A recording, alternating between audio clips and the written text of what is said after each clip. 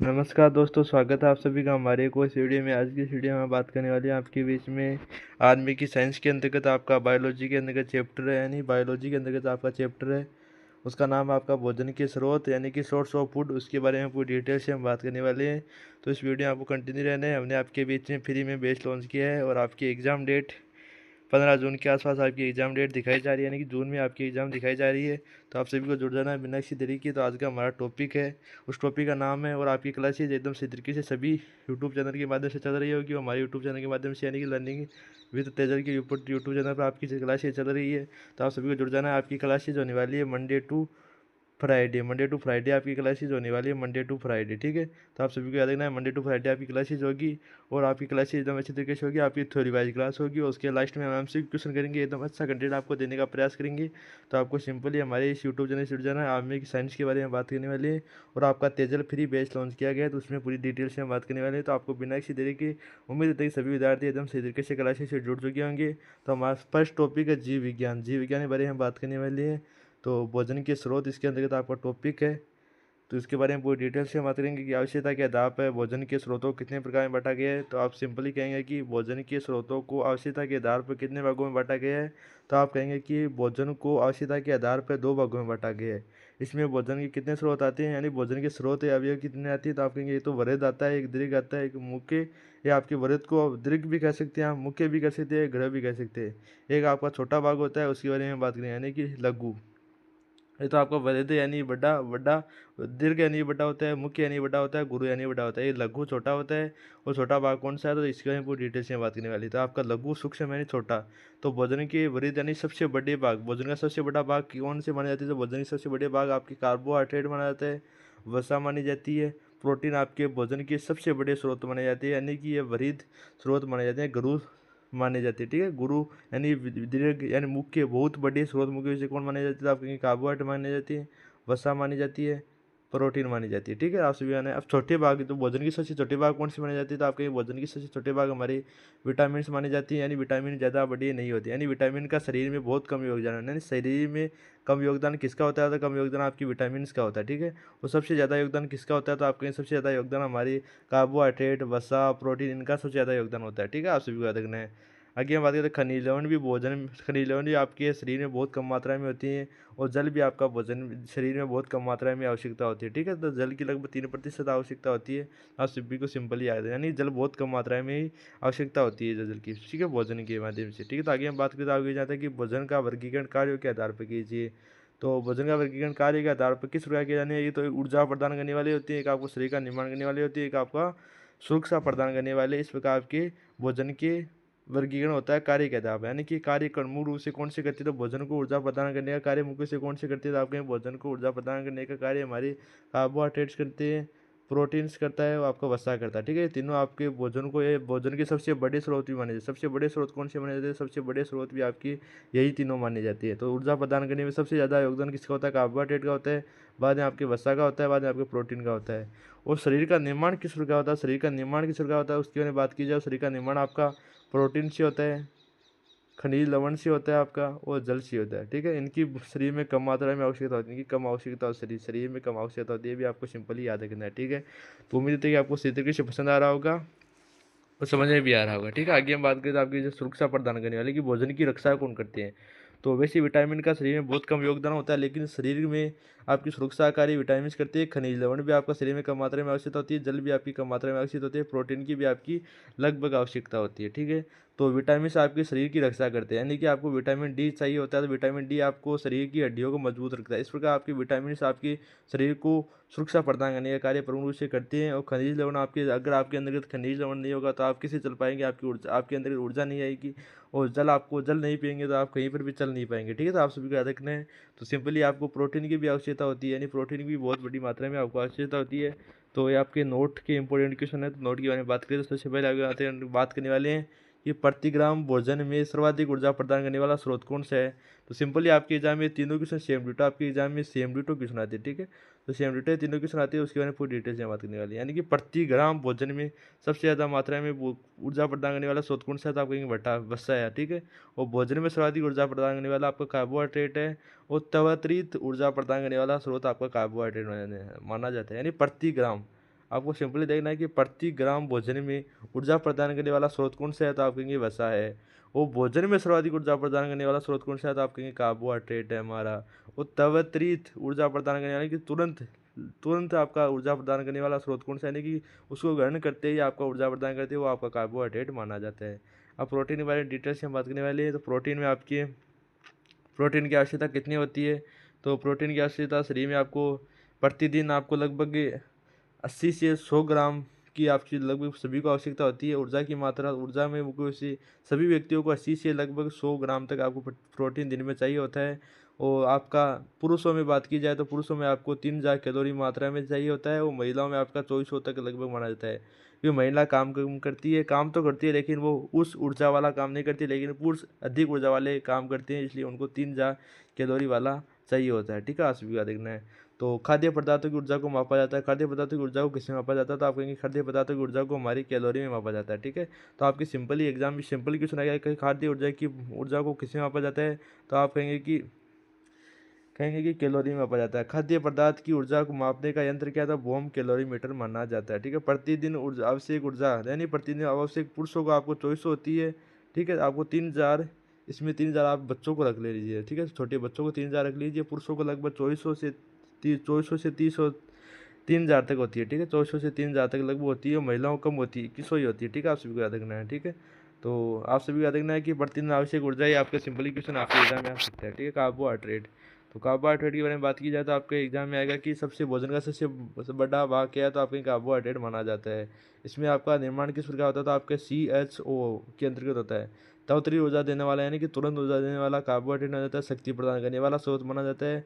और इसका अन्य नाम क्या है, तो इसका अन्य नाम क्या हो सकता है, तो आप कहेंगे इसका अन्य नाम हमारा क्या होता है, तो इसका अन्य नाम आपका होता है कार्बोहाइड्रेट। ठीक है, सेकेंडाइट इसका अन्य नाम होता है। तो शरीर में दो प्रकार से प्राप्त होता है। शरीर में दो प्रकार से किस प्रकार प्राप्त होता है, तो आप कहेंगे कि ये तो आपका स्टार्च से होता है। स्टार्च यानी मड यानी सभी अनाज में प्राप्त होता है आपका कार्बोहाइड्रेट। आपके गेहूँ जो आपकी जो भी मुख्य से शामिल होती है उनसे उनके माध्यम से प्राप्त होता है। गेहूँ जो उनके माध्यम से आपको प्राप्त होता है। और शर्करा यानी मीठे पदार्थ यानी आपके गन्ने के अंतर्गत ये मुख्य से पाया जाता है। तो आपको सिंपली याद रखना है। आगे हम बात करें तो मुख्य से आपके बीच में आएगा कि सर्वाधिक कार्बोहाइड्रेट। तो सर्वाधिक कार्बोहाइड्रेट आपका किस में होता है, तो आप कहेंगे सर्वाधिक कार्बोहाइड्रेट हमारा चावल में होता है। ठीक है, अनाज में चावल में होता है, सब्जी में आपका आलू में होता है। ठीक है, तो आपको याद रखना है सर्वाधिक कार्बोहाइड्रेट आपका चावल में होता है अनाज के अंतर्गत, और सब्जी में आपके आलू में होता है, और आपकी फल में आपका केला में होता है। ठीक है, आप सभी याद रखना है। कार्बोहाइड्रेट का आपको लेना है तो केले का अधिक से अधिक सेवन करना होगा। अब आपके बीच में आया मोनोसेकेराइड। ठीक है, सेकेरा प्रमुख शर्कराएं जो भोजन को पचाने का कार्य करती है। तो इसके अंदर आपकी ग्लूकोज आ जाती है, फ्रक्टोज आ जाती है, और आपकी गेलेकटोज आ जाती है। ये सभी मुख्य से आती है। ठीक है, सभी का देखना है।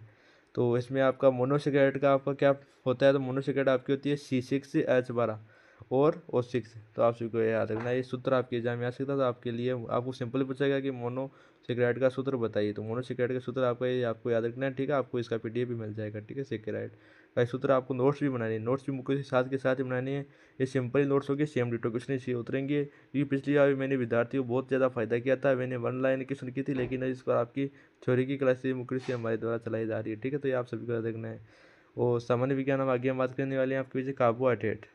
तो कार्बोहाइड्रेट में आपको करने वाले हैं डाइसेकेराइड के बारे में। डाइसेकेराइड के बारे में हम बात करने वाले हैं। डाइसेकेराइड हमने उस ग्लूकोज के बारे में बात कर ली, और आपके फ्रक्टोज के बारे में बात कर ली, उनके बारे में बात कर ली, और आपकी सक्रायों के बारे में बात कर ली। ठीक है, सक्राएँ कौन कौन सी होती है, आपकी माल्टो सक्राएँ जो उनके बारे में बात कर चुके हैं। ठीक है, माल्टो सक्राएँ मैंने अब बात करने वाले हैं, उससे पहले हम ग्लूकोज उनके बारे में बात कर चुके हैं। अब डाइसेकेराइड का सूत्र क्या होता है, तो डाइसेकेराइड का सूत्र होता है C12H22O11।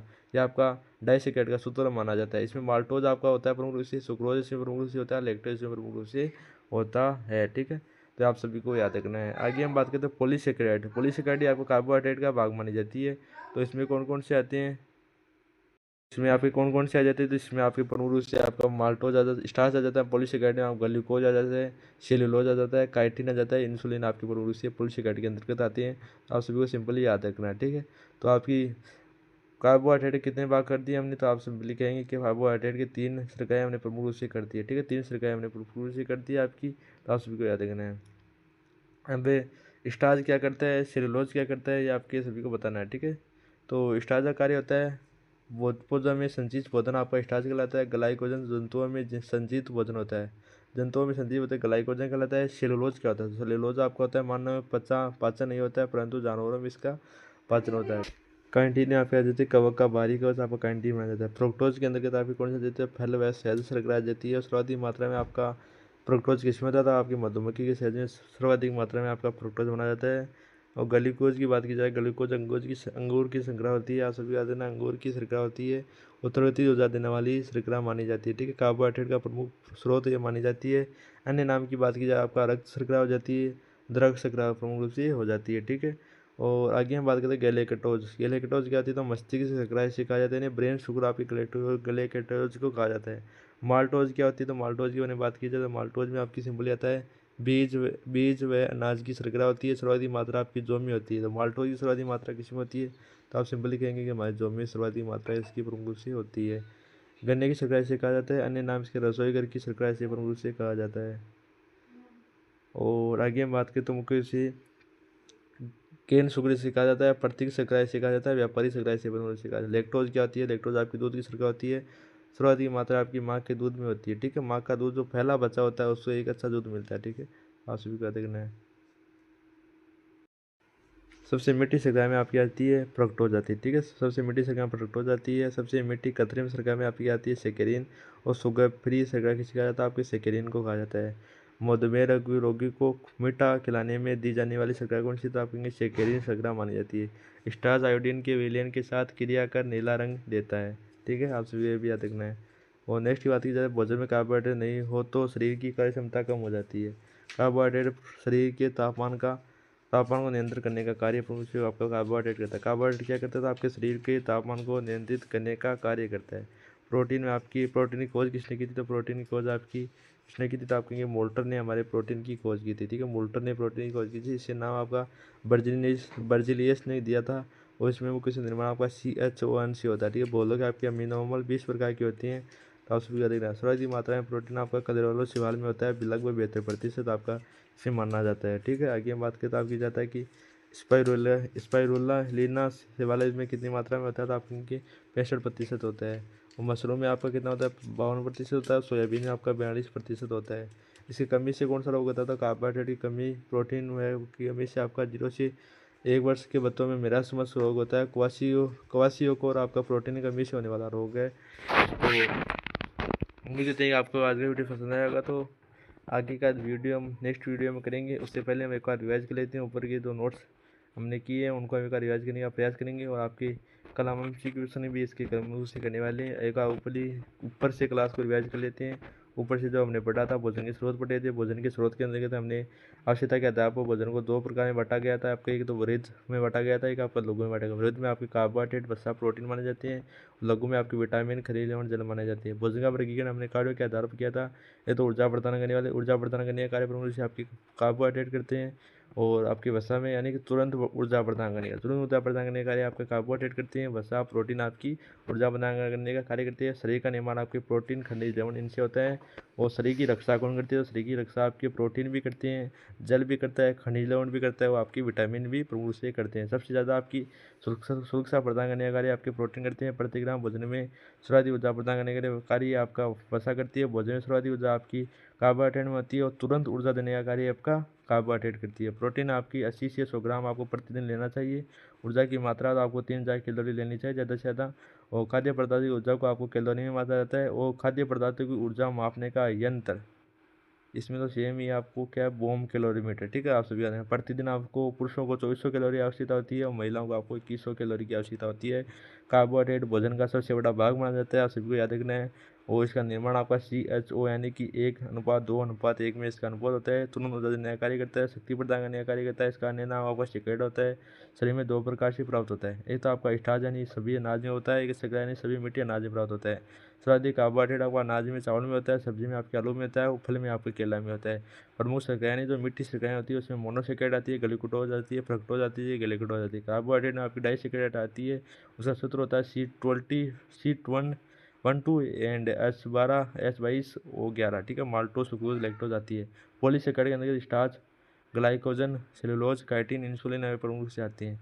नोट आगे बात की जाए, स्टार्च पौधों में संचित भोजन होता है और ग्लाइकोजन जंतुओं में संचित भोजन होता है। सेलुलोज मानव में पाचन नहीं होता है लेकिन जंतुओं में पाचन होता है। कैंटीन में आपकी कवक आ जाती हैं और आपकी कव का भारी कहा जाता है, ठीक है। फ्रुक्टोज में फल व शहद की शर्करा होती है।